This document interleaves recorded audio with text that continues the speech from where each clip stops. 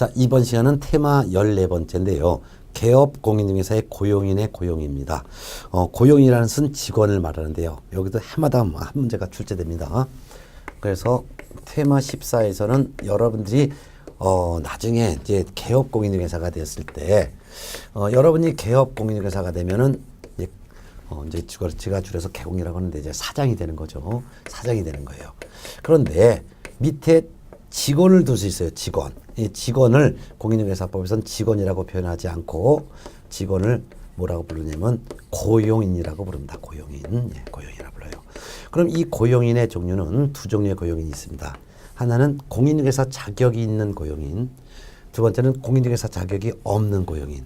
공인중개사 자격이 있는 고용인을 소속 공인중개사라고 부르고, 공인중개사 자격이 없는 직원을 중개보조원 이렇게 부르는데, 요 소속 공인중개사와 중개보조원을 합쳐서 개업 공인중개사의 고용인 이렇게 부르고 있습니다. 자, 그러면 1번부터 볼게요. 고용신고 및 고용관계 종료신고부터 볼게요. 일단 개념이요. 고용인은 개업 공인중개사의 중개업무를 수행하거나 개업 공인중개사의 중개업무를 보조하는 직원을 우리는 고용이라고 합니다. 종류는 소속 공인중개사와 중개보조원이 있죠. 개업 공인중개사는 소속 공인중개사 중개보조원을 고용할 수 있는데 당구장 표시 중요합니다. 개업 공인중개사가 만일 소속 공인중개사 또는 중개보조원을 고용했다면 소속 공인중개사 또는 중개보조원의 업무상 행위는 그를 고용한 개업 공인중개사의 행위로 봅니다. 즉 소속 공인중개사나 중개보조원이 중개업무한 것은 이들을 고용한 개업 공인중개사가 중개업무를 한 것으로 본다 그 말이에요. 그래서 소속 공인중개사나 중개보조원이 중개업무를 잘못하면은 중개업무를 잘못한 소속 공인중개사 중개보조원도 책임지지만 이들을 고용한 개업 공인중개사도 함께 책임을 지게 했습니다. 자, 그 다음에 이제 고용 의무가 있느냐. 개업 공인중개사가 소공이나 보조원을 고용하는 의무는 없습니다. 그렇지만 고용할 수는 있죠. 그렇지만 고용하더라도 결격사유에 해당하는 자를 고용하면 안 될 것입니다. 그런데 결격사유자인지를 모르고 고용을 할 수도 있죠. 그럴 때는 나중에 결격사유에 해당하는 사실을 알았으면 2달 이내 이런 결격사유에 해당하는 소속 공인중개사 보조원을 2달 이내는 해소를 해야 될 것입니다. 자, 그 다음에 이제 고용을 했다면 고용 신고해야 되고, 고용했다가 고용관계가 종료되면 고용관계 종료 신고를 별도로 해야 됩니다. 보겠습니다. 1번 고용 신고 기한인데요. 개업 공인중개사가 소공을 고용했건 또는 보조원을 고용했건 고용했다면 소공이나 보조원이 업무를 개시하기 전에 고용신고를 등록관청에 해야 됩니다. 이때 고용신고하는데 소속 공인중개사를 고용하여 신고할 때는 소속 공인중개사에게 먼저 실무교육을 받게 해야 되고 그런 다음에 업무 개시 전에 신고해야 됩니다. 또한 중개보조원을 고용했다면 개업 공인중개사는 중개보조원에게 직무교육을 먼저 받게 한 후 업무 개시 전에 등록관청에 신고해야 됩니다. 실무교육이라는 것은 법률 지식 등을 배우는 것이고요.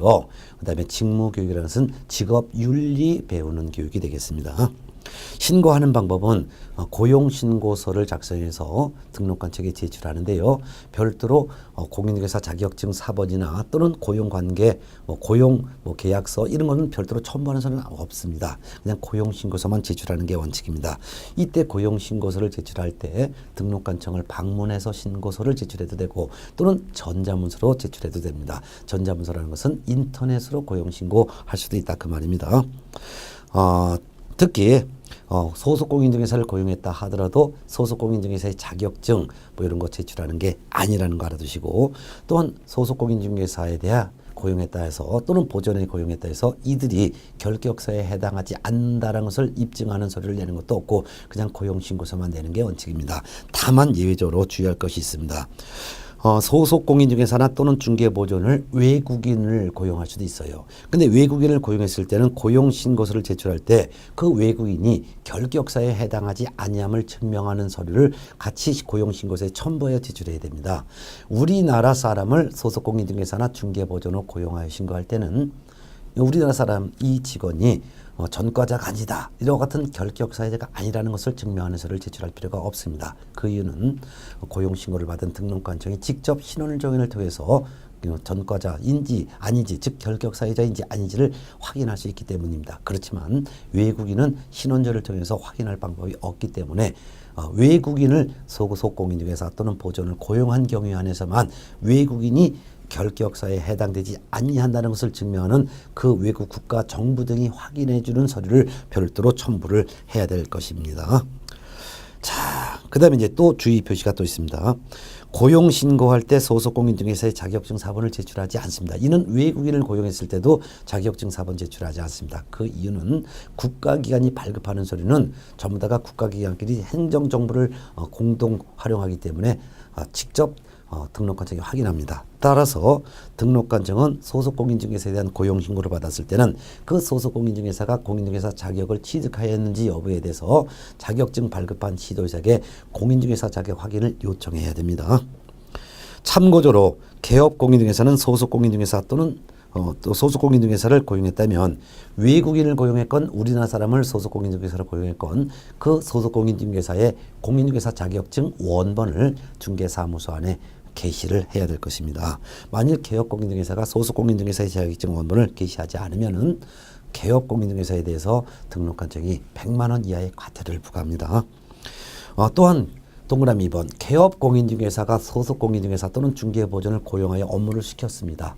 그런데 이들과의 고용관계가 종료됩니다. 예를 들면 이 고용인이 스스로 퇴직을 했거나 또는 개공이 이 고용인을 해고시킬 수 있죠. 그러면은 고용관계가 종료됩니다. 그러면 고용관계가 종료된 사실을 개업공인중개사는 고용관계가 종료된 날부터 10일 이내 고용관계 종료 신고를 해야 됩니다. 이 고용관계 종료 신고하는 것도 고용관계 종료 신고서만 제출하는 것이지 별도로 초과로 첨부하는 서류는 없습니다. 따라서 고용관계 종료 신고도 전자문서로 할 수도 있다고 보겠죠. 이를 위반했습니다. 업무 정지할 수 있는데요. 이를 위반했다는 것은 개업공인중개사가 소공, 보존을 고용했을 때 업무 개시 전에 고용신고를 하지 않았다면은 개공에 대해서 업무정지 처분할 수 있고 개공이 고용인과의 고용관계가 종료됐는데도 불구하고 만일 10일 이내에 고용관계 종료 신고하지 않았을 때도 업무정지할 수 있습니다. 참고적으로 소속공인중개사 또는 중개보존에 대한 고용신고를 받은 등록관청은 소속공인중개사가 자격이 있는지 아까 확인해 보라 그랬죠. 뿐만 아니라 교육을 이수했는지 이것도 등록관청은 별도로 확인한다는 것도 좀 알아두시기 바랍니다. 자, 그 다음에 고용인을 비교해 놨습니다. 소속공인중개사와 중개보존을 비교했는데요. 일단 소속공인중개사에 대한 거 볼게요.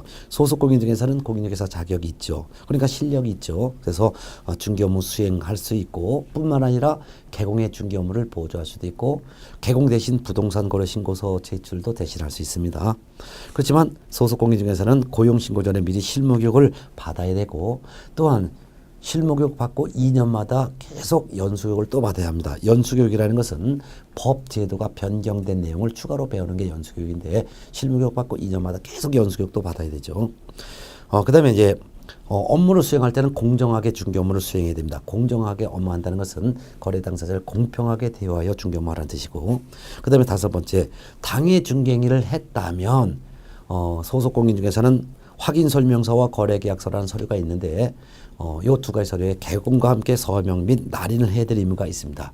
당해 중개행위했다는 것은 소공이 개공을 대신해서 물건을 설명했거나 또는 서류를 작성했을 때를 말합니다. 이럴 때는 그 확인설명서라는 서류, 거래계약서라는 서류 두 가지 서류에 서명, 날인 다 해야 됩니다. 또한 업무 개시하기 전에 인장 등록도 해야 됩니다. 어떤 도장을 사용할지 등록관청에 신고해야 된다는 말이죠. 또한 소속공인중개사에 대한 인장 등록은 고용신고할 때 같이 할 수는 있습니다. 근데 중개보존 보겠습니다. 중개보존은 공인중개사 자격이 없는 사람이죠. 따라서 중개 업무는 수행을 할 수 없고요. 어떤 업무만 할 수 있냐면 개업공인중개사의 업무와 관련된 단순한 업무 보조만 할 수 있어요. 예. 그래서 중개 업무 수행을 할 수가 없고 부동산 거래 신고서 제출을 대행할 수도 없습니다. 그렇지만 중개보존은 고용신고 전에 미리 직무교육은 받아야 됩니다. 그렇지만 추가로 연수교육을 받아야 할 의무는 없습니다. 또한 중개보존은 중개 업무 수행 자체를 할 수 없고 보조만 할 수 있기 때문에 공정하게 중개 업무를 수행할 의무 자체가 없으며 또한 당해 업무를 보조했다 하더라도 서명 및 날인의 의무 자체가 없습니다. 따라서 확인설명서, 거래계약서 등의 서명, 날인 일체 의무 없습니다. 서명이라는 것은 이름 쓰는 것이고 날인은 도장인데 이름 쓸 의무도 없고 도장 찍을 의무도 없습니다. 또한 인장 등록 의무도 없습니다. 그렇지만 소속 공인중개사 중개보존 다 공통적으로 적용되는 것은 이중 소속 제한됩니다. 즉 둘 이상의 사무소에 근무할 수 없다는 뜻이며 비밀 준수 의무, 소공이나 보존이나 업무상 알게 된 의뢰인의 비밀을 누설하면 안 된다는 것이고, 또한 금쟁이가 적용된다는 것은 뭐냐면은 의뢰인에게 거짓말 하지 말아야 된다, 이런 금쟁이가 적용되며, 또한 부동산 거래 사고 예방을 위한 교육을 받을 대상자에는 해당되지만 예방 교육을 받을 의무는 없습니다. 부동산 거래 사고 예방을 위한 교육은 나중에 우리가 별도로 배우는데요. 부동산 거래 사고를 막기 위해서 주의하라는 교육이 있습니다. 이게 예방 교육인데 이거를 받을 수는 있어도 받을 의무는 없습니다. 받아도 되지만 안 받아도 상관없다 그 말입니다.